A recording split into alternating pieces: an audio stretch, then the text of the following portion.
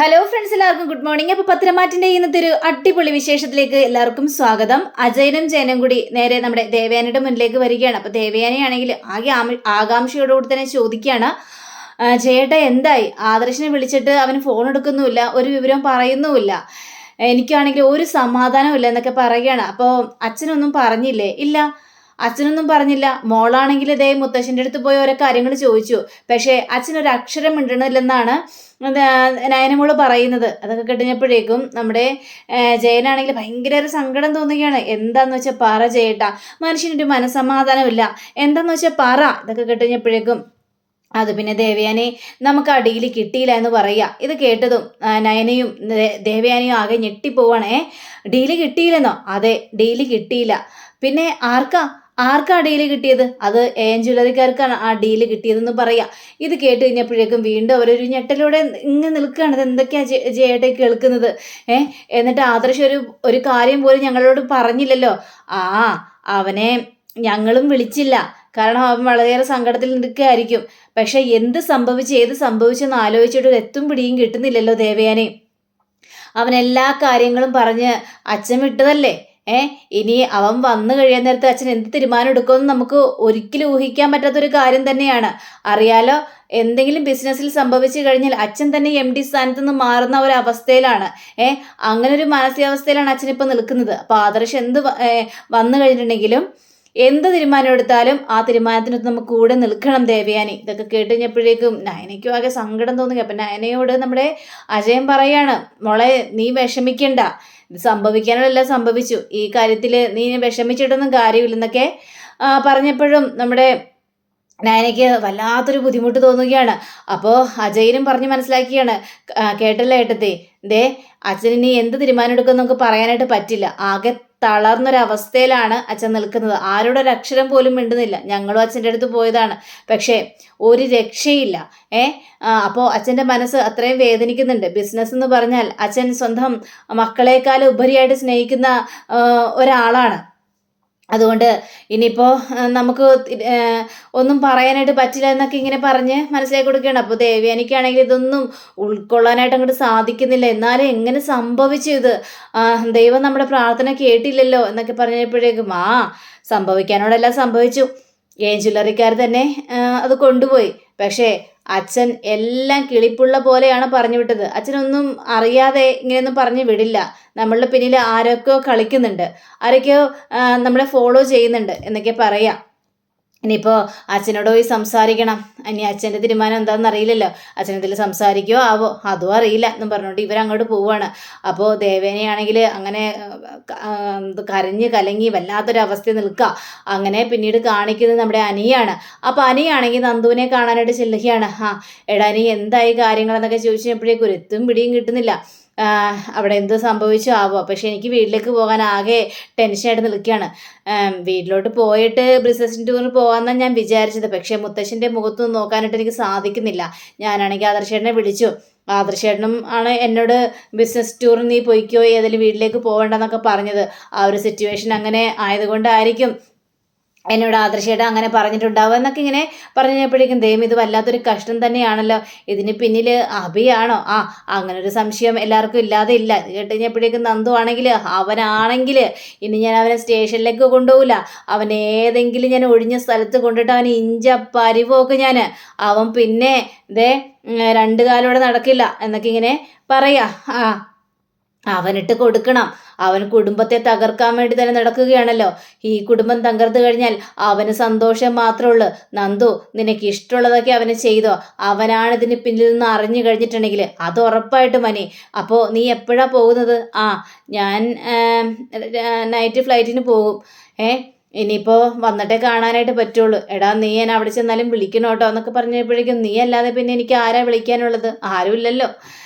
നിൻ്റെ അടുത്ത് സംസാരിക്കുമ്പോഴാണ് കുറച്ച് സമാധാനം ഉള്ളത്. മനസ്സിനകത്ത് മുഴുവനെ ആകെ ടെൻഷൻ കൊണ്ട് നിറഞ്ഞു നടക്കുകയാണ് നന്ദു. ഏതായാലും നീ അങ്ങോട്ട് പോയിക്കോ, ഞാൻ ഏതായാലും സമയം കിട്ടുമ്പോൾ നിന്നെ അങ്ങോട്ട് വിളിച്ചോളാം കേട്ടോ എന്നും പറഞ്ഞുകൊണ്ട് ആ ഒരു സമാധാനത്തോടു കൂടി തന്നെ പോവുകയാണ്. അങ്ങനെ പിന്നീട് കാണിക്കുന്നത് നമ്മുടെ അജയനും ജയനും കൂടി നേരെ മുത്തശ്ശൻ്റെ അടുത്തേക്ക് ചെല്ലുക. അപ്പം മുത്തശ്ശനാണെങ്കിൽ ആരോടൊരക്ഷരം പോലും മിണ്ടുന്നില്ല. ആകെ അരിശം വന്നൊരവസ്ഥയല്ല നിൽക്കുന്നത്. അപ്പോൾ ജയൻ ചോദിക്കുകയാണ്, അച്ഛാ ഇതെങ്ങനെ സംഭവിച്ചു അച്ഛാ, നമുക്ക് എങ്ങനെ ഇടിവ് സംഭവിച്ചു? അച്ഛനെല്ലാം നല്ല രീതിയിൽ പറഞ്ഞിട്ടാണല്ലോ ആദർശിനെ വിട്ടത്.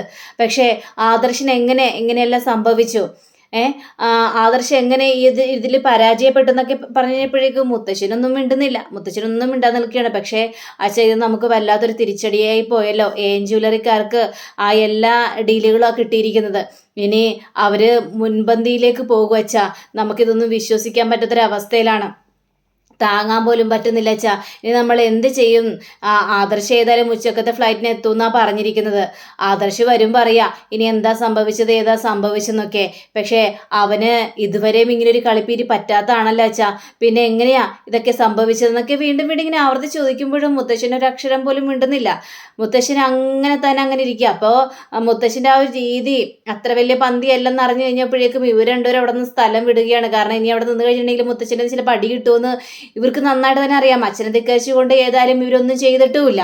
അപ്പോൾ ഇവർക്കാകെ പേടി തോന്നുകയാണ്. അങ്ങനെ നമ്മുടെ ദേവയാനിയെ കാണിക്കുകയാണ്. അപ്പോൾ ദേവയാനിയാണെങ്കിൽ ആകെ സങ്കടപ്പെട്ടിരിക്കുക. അപ്പോൾ ജയൻ വന്നിട്ട് ദേവയാനി നീ ഇങ്ങനെ സങ്കടപ്പെട്ടിരുന്നിട്ടൊന്നും കാര്യമില്ല, എന്നാലും എനിക്കൊരു മനസ്സമാധാനം ഇല്ല ജയേട്ടാ. ഒരു സമാധാനവും നമ്മുടെ മോൻ ഇങ്ങനെയൊന്നും സംഭവിക്കാത്തതല്ലേ? അവൻ എവിടെ പോയാലും വിജയിച്ചല്ലേ വരുവുള്ളൂ ജയേട്ടാ. ഇപ്പം സംഭവിച്ചത് കണ്ടില്ലേ? എങ്ങനെ ഇനി അച്ഛൻ്റെ മുഖത്ത് നോക്കും ജയേട്ടാ എന്നൊക്കെ പറഞ്ഞപ്പോഴേക്കും സംഭവിക്കാനുള്ളതെല്ലാം സംഭവിച്ചു. എന്നും എപ്പോഴും എല്ലാവരുടെ ഒപ്പം വിജയം നിൽക്കണമെന്നില്ലല്ലോ. പക്ഷെ ഇത് വലിയൊരു വൻ ഇടിവായി പോയി ദേവയാനി എന്ന് പറയുകയാണ്. അപ്പോൾ ഇനി നമ്മൾ എന്ത് ചെയ്യും? ആരാണ് ഇതിന് പിന്നിലെന്നൊക്കെ വല്ല പിടുത്തമുണ്ടോ? ആരാണെന്ന് ഒരു പിടുത്തവും ഇല്ല. പക്ഷേ ആദർശിന് എന്ത് സംഭവിച്ചെന്നാണ് എനിക്ക് മനസ്സിലാവാത്തത്. അച്ഛന് എല്ലാ കാര്യങ്ങളും കറക്റ്റായിട്ട് അറിയാമായിരുന്നു. അതുകൊണ്ടാണ് അച്ഛൻ അവൻ്റെ അടുത്ത് പല കാര്യങ്ങളും പറഞ്ഞത്. അപ്പോൾ അവൻ പറഞ്ഞു, നല്ല കോൺഫിഡൻസോടുകൂടി തന്നെയല്ല അവൻ പറഞ്ഞത്. അങ്ങനെയും പറഞ്ഞുകൊണ്ടല്ല അവൻ പോയത്. പക്ഷേ ഇപ്പം 8 നിലയെ പൊട്ടി എന്ന രീതിയിലാണ് വന്നിരിക്കുന്നത്. അതെനിക്ക് മനസ്സിലാവാത്തത് ജയേട്ടാ. അവൻ നല്ല കോൺഫിഡൻസോടുകൂടി തന്നെയാണ് പോയത്. അതുകൊണ്ട് എനിക്കൊരു ടെൻഷനും ഇല്ലായിരുന്നു. പക്ഷേ ദൈവങ്ങളെ വിളിച്ചു മുഴുവൻ ഞാൻ പ്രാർത്ഥിക്കുകയും ചെയ്തു. ആ ദൈവങ്ങൾ നമ്മുടെ പ്രാർത്ഥന കേട്ടുമില്ല. അവൻ ആ ഒരു വിശ്വാസത്തിൽ നിന്ന് തകർന്ന് തരിപ്പണമായില്ലേ. പക്ഷേ ദേവാ, ഞാനൊരു കാര്യം നിന്നോട് പറഞ്ഞേക്കാം. എന്ത് സിറ്റുവേഷനും നമ്മൾ തരണം ചെയ്യാനായിട്ട് പഠിക്കണം. പിന്നെ അച്ഛൻ ഇനി എന്ത് തീരുമാനം എടുക്കുമെന്ന് അറിയില്ല ജേട്ടാ. ഇനി ആദർശിനെ MD സ്ഥാനത്ത് നിന്ന് മാറ്റോ? ചിലപ്പോൾ അങ്ങനെയും സാധിക്കാം. അങ്ങനെയും വരാം. ചിലപ്പോൾ ആദർശിനെ MD സ്ഥാനത്ത് നിന്ന് മാറ്റിയെന്നും വരാം. പക്ഷെ അതൊന്നും ഓർത്ത് നീ ടെൻഷൻ അടിക്കരുത്. പിന്നെ മക്കളായാലും ആരായാലും കഴിവില്ലാത്തവരെ ഇങ്ങനെ MD സ്ഥാനത്ത് ഇരുത്തിയിട്ടിരുന്ന കാര്യമില്ല. ഓഹോ, അപ്പോൾ ഇപ്പം നമ്മുടെ മകനെക്കുറിച്ച് കുറ്റം പറയുകയാണല്ലേ? നമ്മുടെ മകൻ്റെ കഴിവിനെക്കുറിച്ച് നിങ്ങൾ കുറ്റം പറയുകയാണല്ലേ ജയേട്ടാ എന്ന് പറഞ്ഞപ്പോഴേക്കും അയ്യോ ദേവൻ, ഞാനത് കുറ്റം പറഞ്ഞതല്ല, ഞാൻ സ്വാഭാവികമായൊരു കാര്യം പറഞ്ഞാണ്. അപ്പം ഞാൻ പറഞ്ഞല്ലോ, അച്ഛൻ എന്ത് തീരുമാനം എടുത്താലും അതിന് കൂട്ടായിട്ട് തന്നെ നിൽക്കണം. അച്ഛനെടുക്കുന്ന തീരുമാനത്തിൽ നിന്ന് നമുക്കൊന്നും പറയാനായിട്ട് പറ്റില്ല. ഇനി MD സ്ഥാനത്ത് നിന്ന് അവനെ മാറ്റുമോ അല്ലെങ്കിൽ വേറെ ആരെങ്കിലും കൊണ്ടുവരുമോ എന്നൊന്നും ഒരു പിടിയില്ല. എന്തായാലും തരണം ചെയ്യുക, അത്രയും മാത്രമേ എനിക്കിപ്പോൾ ദേവ നിന്നോട് പറയാനായിട്ട് പറ്റുള്ളൂ. എന്താണെങ്കിലും നീ ഉൾക്കൊള്ളാനായിട്ട് പഠിക്കാമെന്ന് പറഞ്ഞുകൊണ്ട് ചെയ്യാൻ പോവുക. പക്ഷേ ദേവയാനിക്കതൊന്നും ഉൾക്കൊള്ളാനായിട്ട് പറ്റില്ല. കാരണം സ്വന്തം മകനല്ലേ. സ്വന്തം മകന് ഇത്രയും വർഷം MD സ്ഥാനത്ത് ഇങ്ങനെ ഇരുന്നിട്ട് പെട്ടെന്നൊരു സുപ്രഭാതത്തിൽ MD സ്ഥാനത്ത് നിന്ന് മാറ്റം എന്നൊക്കെ പറഞ്ഞു കഴിഞ്ഞാൽ ദേവയാനിക്കത് സഹിക്കാൻ പറ്റാത്തൊരു കാര്യം തന്നെയാണ്. അപ്പോൾ ദേവയാനി പല കാര്യങ്ങളും ഇങ്ങനെ ചിന്തിച്ചു കൂട്ടുകയാണ്. പിന്നീട് കാണിക്കുന്നത് നമ്മുടെ നയനയാണ്. അപ്പം നയനയ്ക്കാണെങ്കിൽ ആകെ ടെൻഷൻ കൂടിയിട്ട് ഒരു രക്ഷയില്ല. നയന അങ്ങോട്ടും ഇങ്ങോട്ടും പരക്കമ നടക്കുക. എന്നാൽ ശരിയെന്ന് ആദർശേട്ടനെ വിളിച്ചു നോക്കാമെന്നൊക്കെ വിചാരിച്ചുകൊണ്ട് നയന നേരെ ആദർശിനെ വിളിക്കുകയാണ്. അപ്പോൾ ആദർശ് ഫോൺ എടുക്കുന്നുമുണ്ട്. ആദർശേട്ടൻ എവിടെയാ? ആദർശേട്ടൻ എപ്പോഴാണ് ഫ്ലൈറ്റ് കയറുന്നൊക്കെ ചോദിച്ചപ്പോഴും ഞാനിപ്പോൾ ഹോട്ടൽ മുറിയിലുണ്ട്, ഞാൻ ഉച്ചയാകുമ്പോഴത്തേക്കും ഫ്ലൈറ്റ് കയറി അങ്ങോട്ട് വരും. എന്താ സംഭവിച്ചത് ആദർശേട്ടാ? എങ്ങനെ നമുക്ക് ഇങ്ങനെ ഒരു ചതി പറ്റിയത്?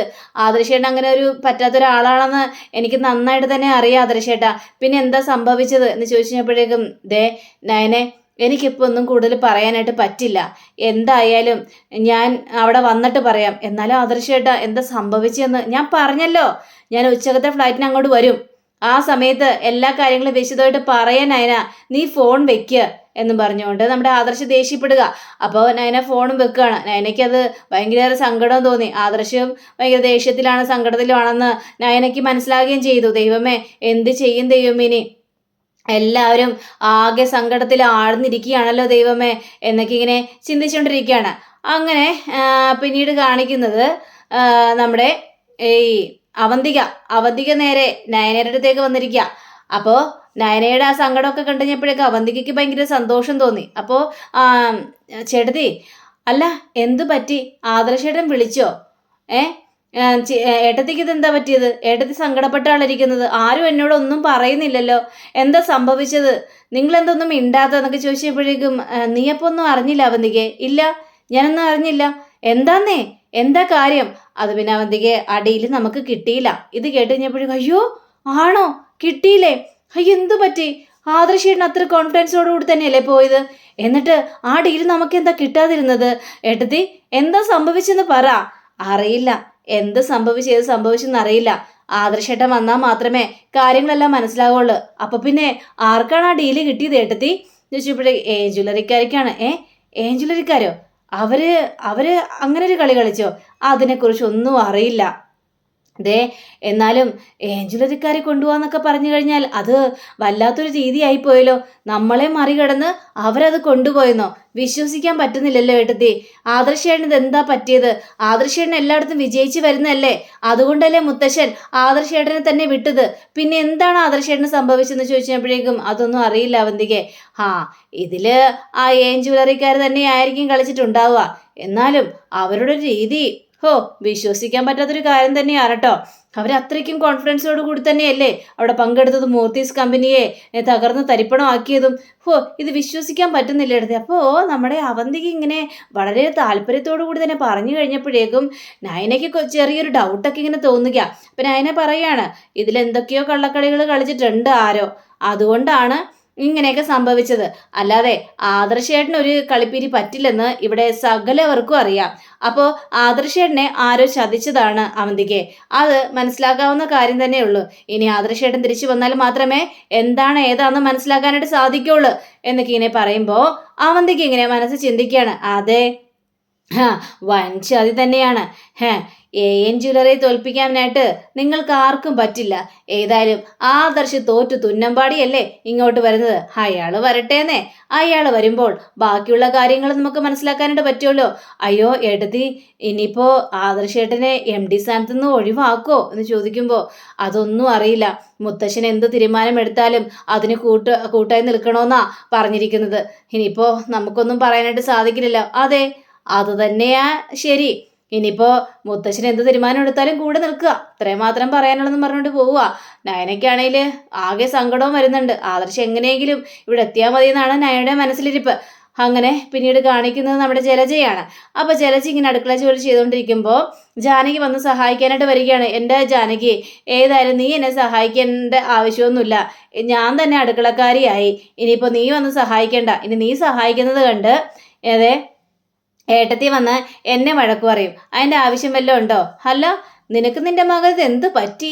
മറ്റുള്ളവർ പറയുന്നൊക്കെ അതേപടി അങ്ങോട്ട് അനുസരിക്കുന്നുണ്ടല്ലോ. പിന്നെ എന്താ സംഭവിച്ചത്? എങ്ങനെ അനുസരിക്കാതിരിക്കും എൻ്റെ ജാനകി? എൻ്റെ മോനിപ്പോൾ ജോലിയും കൂലിയും ഒന്നും ഇല്ലല്ലോ. അവനെ കമ്പനിയിൽ നിന്ന് പുറത്താക്കിയില്ലേ. അപ്പം ഞങ്ങൾക്ക് ജീവിക്കണ്ടേ?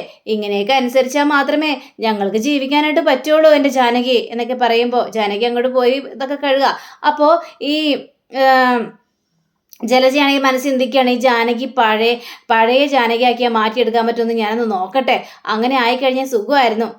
ജാനകി, ഞാനൊരു കാര്യം പറയട്ടെ ജാനകി, ഏതായാലും ഇതിനൊരു ഇടിവ് പറ്റി. അപ്പോൾ പിന്നെ അച്ഛൻ എന്ത് തീരുമാനം എടുക്കുമെന്ന് നമുക്ക് പറയാനായിട്ട് പറ്റില്ല. ഇനി ആദർശിനെ MD സ്ഥാനത്ത് നിന്ന് മാറ്റുമോ ഇല്ലേ എന്നൊന്നും പറയാനായിട്ട് പറ്റില്ല. മാറ്റുമെന്ന് തന്നെയാണ് എൻ്റെ വിശ്വാസം. അങ്ങനെ മാറ്റുവാണെങ്കിൽ ആദർശ് കഴിഞ്ഞാൽ അച്ഛന് ഏറ്റവും കൂടുതൽ ഇഷ്ടമേ അനിയാണ്. അനിക്ക് നല്ല കഴിവുണ്ട്, എല്ലാ കാര്യങ്ങളും കറക്റ്റായിട്ട് ചെയ്യും എന്നൊക്കെ അച്ഛൻ എത്ര പ്രാവശ്യം പറഞ്ഞിരിക്കുന്നു. അങ്ങനെ ജാനകിയെ ഭയങ്കര സുഖിപ്പിക്കുന്ന രീതിയിൽ ഈ ജലജ അവിടെ സംസാരിക്കുകയാണ്. അപ്പം അതുകൊണ്ട് തന്നെ ഇനി ആദർശിനെ MD സ്ഥാനത്ത് നിന്ന് മാറ്റുകയാണെങ്കിൽ നീ നിന്റെ മകന് വേണ്ടി പൊരുതണം ജാനകി എന്ന് ചോദിച്ചപ്പോഴേക്കും നീ എന്താ കുടുംബത്തെ തമ്മിൽ തല്ലിക്കാനുള്ള പരിപാടിയാണോ? ഇതെന്താ കുടുംബത്തെ തല്ലിക്കേണ്ട കാര്യം എനിക്കുണ്ടോ? ഞാൻ പറഞ്ഞ കാര്യങ്ങളുള്ള കാര്യം തന്നെയല്ലേ. നീ നിന്റെ മകന് വേണ്ടി പിന്നെ എന്താ സപ്പോർട്ട് ചെയ്യാത്തത് എന്നൊക്കെ ചോദിക്കുമ്പോൾ അത് പിന്നെ എൻ്റെ മകന് വേണ്ടി എനിക്ക് സപ്പോർട്ട് ചെയ്യാൻ പറ്റുമോ? അവൻ അതേപോലുള്ള കാര്യങ്ങളല്ലേ കാണിച്ചു കൂട്ടിയിരിക്കുന്നത്. അപ്പം എനിക്കൊന്നും പറയാനായിട്ട് പറ്റില്ലല്ലോ. പക്ഷേ നിനക്കിവിടെ വായ തുറക്കാം. ഇങ്ങനൊരു കാര്യം സംഭവിച്ചു കഴിഞ്ഞാൽ നിനക്ക് നിന്റെ മകന് വേണ്ടി വാദിക്കാം. ഇനി അനിയാവട്ടെ എന്നേ MD സ്ഥാനത്തിരിക്കുന്നത്. അങ്ങനെയല്ല, മറ്റുള്ളവരെ കൊണ്ടൊന്ന് നിർത്തേണ്ട കാര്യമൊന്നുമില്ലല്ലോ. ഇനി എനിക്കൊരു കാര്യം പറയാനുള്ളൂ, നീ വാ തുറന്നില്ലെങ്കിൽ അന്യ ആൾക്കാർ വന്ന് MD സ്ഥാനത്തിരിക്കും. അങ്ങനെയൊന്നും സംഭവിക്കാതിരിക്കട്ടെ എന്നും പറഞ്ഞുകൊണ്ട് തീ കൊളുത്തിയിട്ട് അവിടെ നിന്ന് ജലജ പോവാണ്. അപ്പോൾ ജാനകി ആണെങ്കിൽ ഓരോ കാര്യങ്ങൾ ചിന്തിക്കുകയും ചെയ്യാണ്. ശരിയാണ് അവൾ പറഞ്ഞത് എന്നൊക്കെ ചിന്തിക്കുക. അപ്പം അങ്ങനെയും കാണിച്ചുകൊണ്ടാണ് നമ്മുടെ ഇന്നത്തെ റിവ്യൂടെ അവസാനിച്ചിരിക്കുന്നത്. അടുത്ത റിവ്യൂവിനെ കാത്തിരിക്കുക. സബ്സ്ക്രൈബ് ചെയ്യുക. എല്ലാവർക്കും നല്ലൊരു ദിനം ആശംസിക്കുന്നു. നമസ്കാരം. Thank you. See again. By.